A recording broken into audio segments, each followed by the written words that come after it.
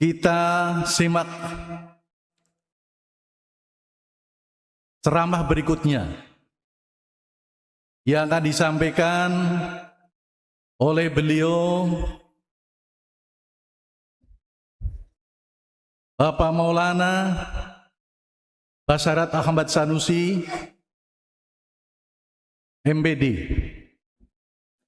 Kepada beliau Bapak Basyarat Ahmad Sanusi, MPD, disilahkan.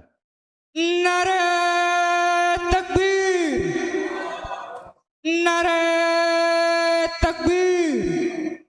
Hazrat Muhammad Mustafa, Hazrat Muhammad Mustafa, Ghulam Ahmad Ki, Ghulam Ahmad Ki, Khilafat Ahmadiyah.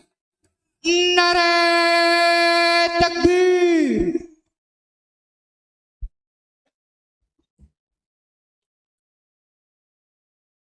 Bismillahirrahmanirrahim. Assalamualaikum warahmatullahi wabarakatuh. Waalaikumsalam. Kok suaranya lemah sekali ya? Mohon izin Pak Sadar Majelis untuk saya menyampaikan pantun terlebih dahulu. Silakan. Pergi ke pasar membeli tomat. Jangan bilang cakep dulu, nanti jatuhnya hoax. Karena saya tidak secakep Dude Herlino ya. Pergi ke pasar membeli tomat, yang jualan temannya Pak Camat. Kalau mengaku umat Muhammad, jawab salam saya dengan semangat. Assalamualaikum warahmatullahi wabarakatuh.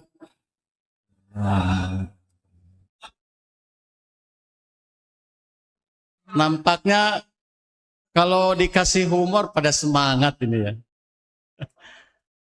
Saya tidak tahu materi yang diberikan kepada saya adalah tentang korupsi. Apakah saya punya tampang korupsi? Saya tidak paham juga. Tetapi setelah saya membaca berulang-ulang beberapa kali di media bahwa negara kita ini adalah negara yang terkorupsi dengan urutan nomor 99 dari 182 negara. Dan ternyata itu disumbang dari angka di tahun 2025 kemarin, Indonesia ternyata uang negaranya dikorupsi sebesar 57 triliun. Kalau 57 triliun itu dipakai untuk membangun sekolah dengan standar dan kualitas yang tinggi, di jumlah jamleh kata istilah Sunda, itu satu sekolah hanya 5 miliar cukup untuk membangun sekolah yang bagus. Dan kalau 57 triliun dipakai untuk membangun sekolah dengan harga 5 miliar, maka akan terbangun 11.400 sekolah. Ngeri nggak Pak kira-kira angka itu? Dan kalau 57 triliun ini dipakai untuk yang lagi viral sekarang, memberi makan MBG begitu ya, makan bergizi gratis, bukan kata Mas Tio gitu ya, maling berkedok gizi katanya itu kan. Tetapi kita positive thinking, mari kita bagi 57 triliun itu, kan satu porsi makan gizi gratis itu 10.000. Maka negara kita akan mampu memberi makan 5.700.000 orang. Karena itu ceramah saya akan saya mulai. Dari kengerian-kengerian itu, sebagai bukti bahwa korupsi adalah perusak moral bangsa yang sangat hebat. Asyhadu an la ilaha illallah wahdahu la syarikalah wa asyhadu anna Muhammadan abduhu wa rasuluh amma ba'du. A'udzu billahi minasy syaithanir rajim. Wala tufsidu fil ardi ba'da islahiha wad'uhu khaufan wa tama'an inna rahmatallahi qariban minal muhsinin. Bapak Amir yang saya muliakan, yang dalam hal ini diwakili oleh Naib Amir Bidang Mal, hadirin wal hadirat yang tidak perlu saya sebutkan satu persatu karena menghemat waktu. Mari kita akan membahas di sesi ini tentang korupsi sebagai kekuatan perusak terhadap kemajuan moral. Terus terang ini merupakan ceramah yang baru bagi saya, karena biasanya ceramah-ceramah kita itu adalah ceramah-ceramah tentang bagaimana caranya mendekatkan diri kepada Allah Ta'ala. Bagaimana pengorbanan di dalam jemaat. Jadi rupanya dengan tema ini kita dianggap sudah selesai dengan hal-hal yang basic. Kita hendaknya lebih berdaya guna untuk kemajuan bangsa. Agama tidak sekedar seremoni, tetapi memberikan solusi. Maka hendaknya sepulang dari sini dengan berbagai ceramah yang disampaikan, kita lebih berdaya guna, bukan tidak berdaya dan tidak berguna. Hadirin yang dimuliakan Allah Subhanahu wa Ta'ala, mari kita awali dari hal yang sederhana tentang pengertian korupsi. Karena dengan mengambil pengertian yang benar, tindakan kita akan benar. Kenapa demikian? Misalnya saja, yang penting kita sholat. Itu pengertiannya dangkal kalau sampai situ. Padahal yang benar adalah bagaimana sholat yang penting. Itu akan berbeda. Sholat yang penting tentu harus memenuhi segala rukun, baik itu sunnah, baik itu yang wajib, yang sunnah, dan syarat-syarat sahnya. Tetapi yang penting sholat, dia sholat asal-asalan. Begitu juga dengan pengertian korupsi. Kalau kita tidak memahami secara benar tentang korupsi, jangan-jangan kita sedang melakukan korupsi, tetapi kita sendiri tidak menyadari. Kalau kita berbicara tentang korupsi, yang ada di benak kita adalah kerugian sejumlah uang, penyalahgunaan kekuasaan, dan lain sebagainya. Tetapi kalau kita berkaca kepada Al-Quranul Karim, ternyata Al-Quran memberikan kata terhadap korupsi itu dengan kata-kata fasad. Sebagaimana ayat yang saya bacakan di dalam surat Hud ayat ke-87, Allah Ta'ala telah berfirman, wala tufsidu fil ardi ba'da islahiha. Janganlah kamu berbuat kerusakan di bumi setelah diatur dengan baik. Wad'uhu khaufan wa tama'an inna rahmatallahi qaribun minal muhsinin. Berdoalah kepadanya dengan rasa takut dan penuh harap. Sesungguhnya rahmat Allah sangat dekat dengan orang-orang yang berbuat baik. Padanan kata korupsi di dalam Al-Quran adalah fasad. Ia menggunakan kata itu sehingga memiliki kedalaman makna yang dampaknya melampaui sekedar suap atau penggelapan uang. Fasad berasal dari kata fasada, yang berarti pembusukan atau kerusakan yang terjadi dari dalam. Lawan kata fasad adalah sholat, yaitu kondisi yang lurus, seimbang, dan berfungsi sesuai fitrahnya. Ketika korupsi terjadi, maka ia akan kehilangan fungsinya. Ia tidak lagi menjadi apa yang seharusnya terjadi. Dan dalam kamus lisanul Arab, fasad itu diartikan sebagai keluarnya sesuatu dari keseimbangan, baik sedikit maupun banyak. Jadi sedikit maupun banyak itu tetap sebuah korupsi. Yang kecil tetap fasad dan yang besar tetap juga fasad. Nah, ini berarti hadirin sekalian yang Allah Ta'ala muliakan, kata fasad itu lebih daripada kata korupsi, karena dalam hal ini memberikan pengertian yang lebih banyak, tidak sekedar dalam kerugian sejumlah uang, tetapi dalam keseimbangan dan mengganggu yang namanya ketentraman. Hadirin yang dimuliakan Allah Subhanahu wa Ta'ala, kata-kata korupsi dalam pengertian Al-Quran adalah setiap tindakan yang merusak keserasian dari skala terkecil hingga yang terbesar. Jadi Al-Quran memaknai korupsi bukan soal uang, tetapi korupsi adalah soal fungsi yang dihianati, soal amanah yang diingkari, dan soal keserasian yang dirusak dengan sengaja. Ini adalah pengertian korupsi yang dipaparkan Al-Quran 1400 tahun yang lalu. Hadirin yang dimuliakan Allah Subhanahu wa Ta'ala, lalu kita akan belajar sejarah tentang korupsi dimulai dari mana.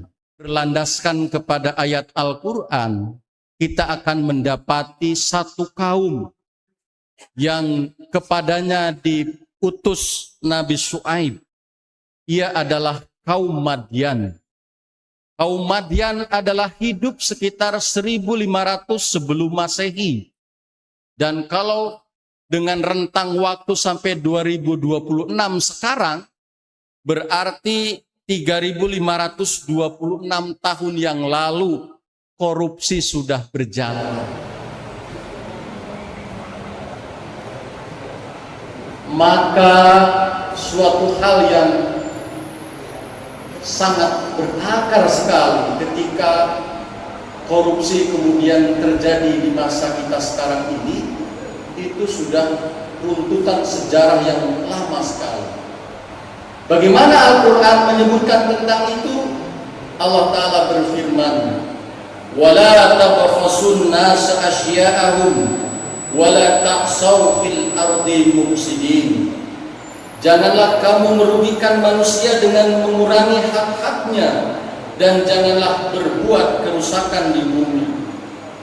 Ini adalah potongan ayat yang memerintahkan kaum Madyan agar tidak berlaku curang dalam menimbang atau menakar barang di pasar. Tetapi ayat ini bukan sekedar bicara tentang kecurangan timbangan di pasar. Kata-kata tabkhasu berarti mengurangi, menyunat, atau tidak memberikan sesuatu sesuai dengan fungsi, takaran, dan kualitas semestinya. Menyunat anggaran, tidak memberi takaran sesuai dengan yang semestinya, itu termasuk ke dalam korupsi. Saya contohkan misalnya, di suatu desa akan membangun sebuah jembatan. Dan setelah dikalkulasi oleh para arsitek dan para insinyur, ternyata biaya jembatan itu diperlukan katakan 100 miliar. Ya, tetapi dana itu oleh beberapa stakeholder disunat hanya cair 500 miliar katakan, maka sudah barang tentu kualitas jembatan yang dibangun tidak sekuat dengan dana yang digelontorkan 100 miliar. Mungkin jembatan itu yang diperkirakan bisa bertahan 10 tahun, mungkin dalam setahun saja sudah ambruk. Dan bagaimana kemudian tidak sekedar ambruknya jembatan itu, beberapa orang penduduk yang ada di sekitarnya dirugikan. Mungkin anak-anak sekolah terhalang oleh karena jembatan yang putus tadi. Dan akibat dari itu kebodohan, akses pendidikan anak-anak menjadi sangat terbatas, bahkan tidak ada. Ini bahaya berkesinambungan dari korupsi yang dilakukan. Hadirin yang dimuliakan Allah Subhanahu wa taala, ketika kita mulai mengurangi hak-hak manusia, memegang sebuah amanah, jabatan atau tugas, lalu kita menjalankannya dengan setengah hati, memanipulasi prosedur atau menaruh sesuatu tidak pada tempatnya, maka di sanalah kita sedang mengurangi hak publik, di sanalah benih fasad atau kerusakan fungsi dimulai. Hadirin yang dimuliakan Allah Subhanahu wa taala, di antara bapak-bapak ada yang menjadi pengurus jemaat, di antara bapak-bapak mungkin ada yang menjadi leader atau pimpinan di dunia kerja bapak-bapak. Kalau kemudian kita pun melaksanakan atau melakukan tindakan-tindakan korupsi, apalah bedanya kita dengan yang lain? Kita tidak mungkin menjadi agen perubahan kalau kita sendiri larut dalam korupsi. Oleh karena itu, inilah momentum kita saat ini untuk bagaimana kita menjadi bagian dari orang-orang yang memerangi korupsi. Kalau kita kolaborasikan dengan pemerintah, sebenarnya ini merupakan tema yang bisa kita kolaborasikan. Karena di pemerintahan yang saya tahu itu ada edukasi tentang anti korupsi, ada bagian yang merupakan pencegahan korupsi, dan yang ketiga ada yang disebut dengan penindakan korupsi. Kegiatan semacam ini, ceramah keagamaan yang memberikan edukasi tentang bahayanya korupsi, adalah merupakan bagian dari tugas kerja KPK. Dan alangkah lebih baiknya kalau suatu saat nanti kita sebagai organisasi keagamaan bisa berkolaborasi dengan KPK, dengan lembaga negara, tentu akan menjadi sebuah kekuatan yang akan memberikan motivasi kepada generasi kita bagaimana agar kita terhindar dari korupsi. Hadirin yang dimuliakan Allah Subhanahu wa taala. Lalu kita bertanya, dari mana sebabnya korupsi itu terjadi? Mari kita bacakan hal ini. Korupsi atau fasad muncul perlahan ketika kita mulai mengurangi hak-hak pada manusia. Artinya penyebabnya adalah hati manusia yang kotor. Hadrat Masih Alaihissalam menyatakan dalam Malfuzat, ingatlah bahwa akar dari segala keburukan adalah korupsi dan ketidakjujuran. Seseorang tidak dapat mencapai kedekatan dengan Allah Ta'ala sebelum ia menyucikan hatinya dari tipu daya dan kemusyrikan. Jadi pencegahan terhadap korupsi itu dimulai dari hati kita, bukan dari aturan hukum yang bagus, bukan dari hakim yang pintar. Tetapi korupsi kita perangi adalah dari hati kita. Karena korupsi muncul bukan dari luar sebenarnya, tetapi dari hati manusia itu sendiri. Sebagus apapun aturan yang diterapkan, kalau hatinya tetap ingin korupsi, ia bisa mencari 1001 jalan. Dan jemaat kita memiliki potensi yang sangat istimewa bagaimana kita memerangi korupsi. Kalau mau balik mau korupsi dari mana? Kalau ketua cabang mau korupsi dari mana? Kadang-kadang minus. Tetapi kalau hatinya ada muncul, ya bisa saja memang. Oleh karena itu, hadirin sekalian yang dimuliakan Allah Subhanahu wa taala, disinilah konsep takwa hadir sebagai pengawal. Tak takwa bukan sekedar takut kepada Allah Ta'ala. Takwa adalah kesadaran yang hidup bahwa Allah Ta'ala melihat apa yang kamu kerjakan. Ketika takwa melemah, maka hati pun ikut melemah dan korupsi terus masuk tanpa permisi. Nare takbir, nare takbir. Islam Ahmadiyah, Islam Ahmadiyah. Ghulam Ahmad Ki, Jasa Selana Krucil 2026. Jasa Selana Krucil 2026. Nare takbir. Hadirin yang dimuliakan Allah Subhanahu wa Ta'ala, mari kita berkaca kepada kaum Madian. Kaum Madian tidak dihancurkan oleh musuh dari luar. Mereka dihancurkan oleh fasad yang mereka normalisasi sendiri dari dalam diri mereka, sampai tidak ada yang mau mendengar lagi ketika kebenaran berbicara. Ini adalah pesan yang Al-Quran ulang-ulang berkali-kali. Kehancuran suatu bangsa selalu diawali oleh kerusakan moral yang mereka normalisasi sendiri. Kalau kita melakukan sebuah kesalahan, lalu kita tidak menyadari kesalahan itu, bahkan membenarkan dalam tindakan-tindakan tertentu, maka kita sendiri telah menjadi sarang bagi tumbuh kembangnya korupsi. Hadirin yang dimuliakan Allah Subhanahu wa Ta'ala, jemaat ini didirikan oleh Hadrat Masih Maud alaihissalam, yang mana beliau dianalogikan membuat sebuah perahu, dan perahu itu yang menyelamatkan kaum Nabi Nuh alaihissalam. Karena apa? Yang terjadi di masa Nabi Nuh alaihissalam adalah banjir bah berupa air yang terlihat. Maka sarana untuk menyelamatkan kaum Nabi Nuh juga adalah perahu yang terlihat, bahtera yang diciptakan. Di masa Hadrat Masih Maud alaihissalam, banjir yang terjadi adalah banjir materialisme yang sifatnya kadang-kadang abstrak. Oleh karena itu yang diciptakan oleh Hadrat Masih Maud alaihissalam adalah bahtera jemaat ini. Beruntung kita pada hari ini yang berada di dalam bahtera Hadrat Masih Maud alaihissalam dan memperoleh tiket yang sah, bukan sekedar ikut-ikutan.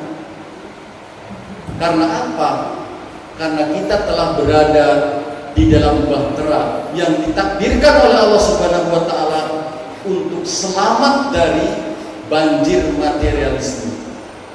Bagaimana tidak? Yang kita miliki saja kita korbankan. Bagaimana lalu kita berpikir akan mendapatkan sesuatu yang lebih dari hal-hal yang tidak baik? Ini adalah tujuan daripada Hadrat Masih Maud alaihissalam mendirikan bahtera jemaat ini. Dan kita bersyukur kehadiran Allah Ta'ala.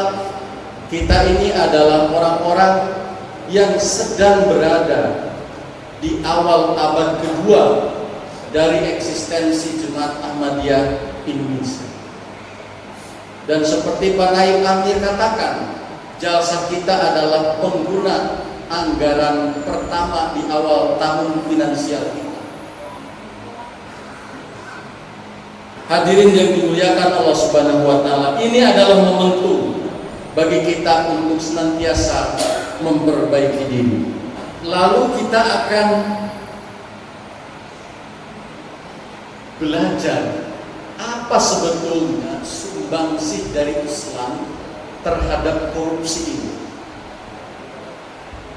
Kita akan menelusuri keterangan-keterangannya dari Al-Quran dan hadis Rasulullah SAW, bahwa sejak Rasulullah SAW ada, beliau telah menyerang atau berusaha membasmi korupsi itu dari 3 sudut pandang. Yang pertama,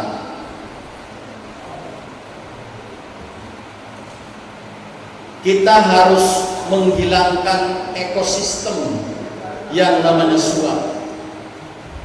Rasulullah SAW bersabda, Allah melaknat pemberi suap dan penerima suap. Jadi ini langkah motivasi yang dilakukan oleh Rasulullah SAW untuk bagaimana memerangi korupsi. Yang pertama, hancurkan yang namanya ekosistem suap. Pemberi suap bukanlah korban, ia adalah bagian dari sistem yang merusak. Sudut pandang yang kedua, Rasulullah SAW memberikan bimbingan kepada kita bahwa kalau kalian menjadi seorang pemimpin, maka kalian harus berbuat adil, tidak boleh tebang pilih. Hadirat Rasulullah SAW bersabda, bangsa terdahulu binasa karena menghukum yang lemah, membebaskan yang terpandang. Atau dalam bahasa viral di kalangan kita, hukum tajam ke bawah, tumpul ke atas. Ini bagaimana memerangi korupsi yang kedua. Lalu sudut pandang yang ketiga, Rasulullah SAW menyebutkan di dalam hadis-hadis beliau bahwa hindari gulul. Gulul itu adalah mengambil harta secara diam-diam dari seharusnya harta itu milik bersama.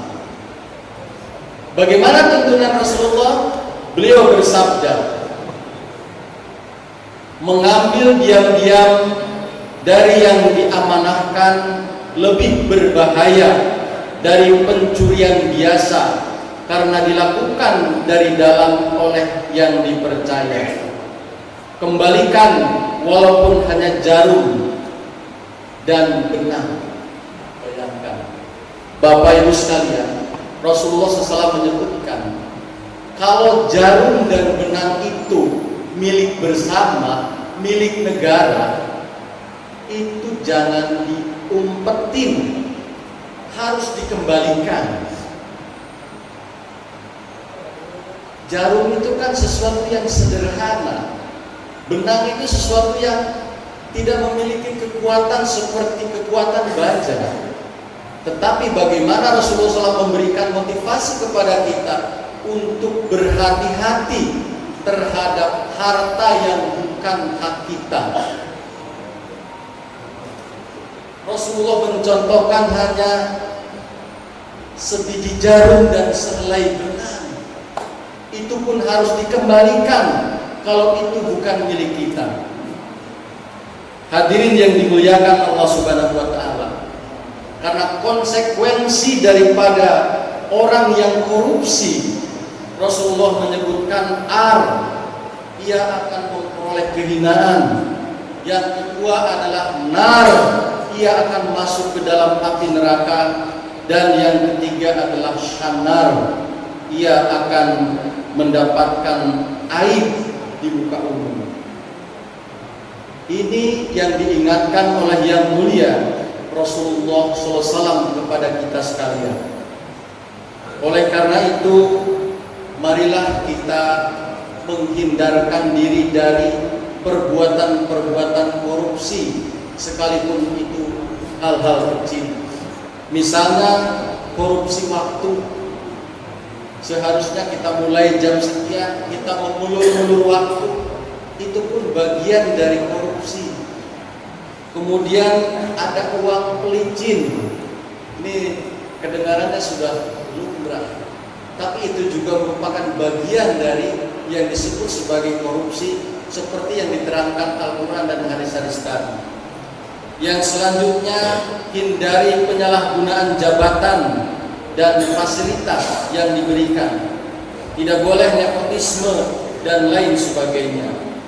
Kita juga tidak boleh berkorupsi tentang informasi, laporan yang diperindah, ABS asal Bapak senang, kegagalan yang dikecilkan supaya mengurangi aib, padahal sebetulnya itu akan membuka aib yang sebenarnya.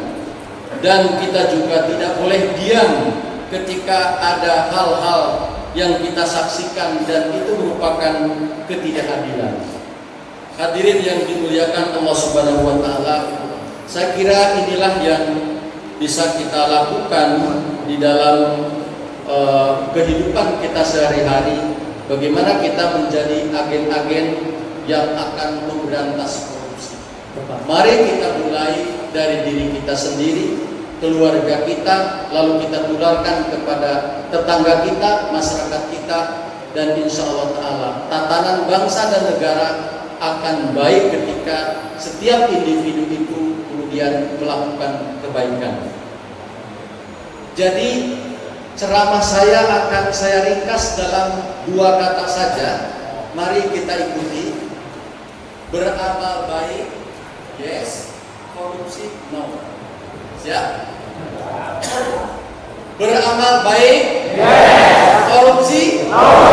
Beramal baik, yes. Korupsi, no. Jazakumullah. Wassalamualaikum warahmatullahi wabarakatuh.